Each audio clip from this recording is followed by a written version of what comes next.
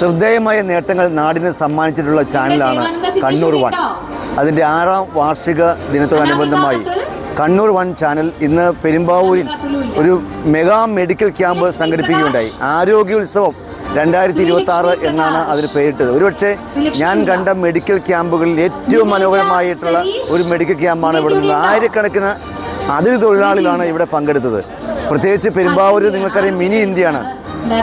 ഈ സംസ്ഥാനത്ത് ഒരുപാട് അതിഥി തൊഴിലാളികളുണ്ട്, പല സംസ്ഥാനങ്ങളിൽ ഉള്ള ആളുകൾ.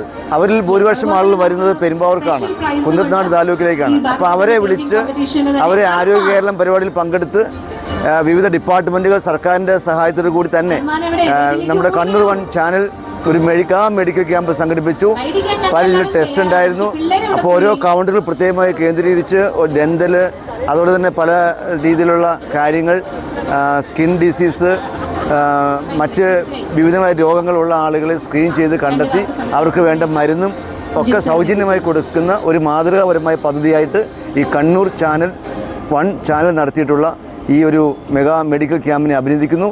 എനിക്ക് മനസ്സിലാക്കാൻ കഴിഞ്ഞിട്ടുള്ള ഏറ്റവും മനോഹരമായിട്ടൊരു മെഡിക്കൽ ക്യാമ്പാണ് നടന്നത്.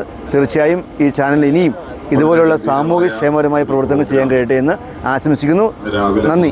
വാട്സാപ്പിലും ഫേസ്ബുക്കിലും ഒക്കെ സ്റ്റാറ്റസ് അപ്ഡേറ്റ് ചെയ്യാറുണ്ടല്ലോ. HIV സ്റ്റാറ്റസോ HIV പിടിപെടാനുള്ള സാഹചര്യങ്ങളിൽ കൂടി അറിഞ്ഞോ അറിയാതെയോ കടന്നു പോയിട്ടുണ്ടാവാം. എന്ത് തന്നെയായാലും മുൻകൂട്ടി പരിശോധിച്ച് HIV സ്റ്റാറ്റസ് അറിയൂ.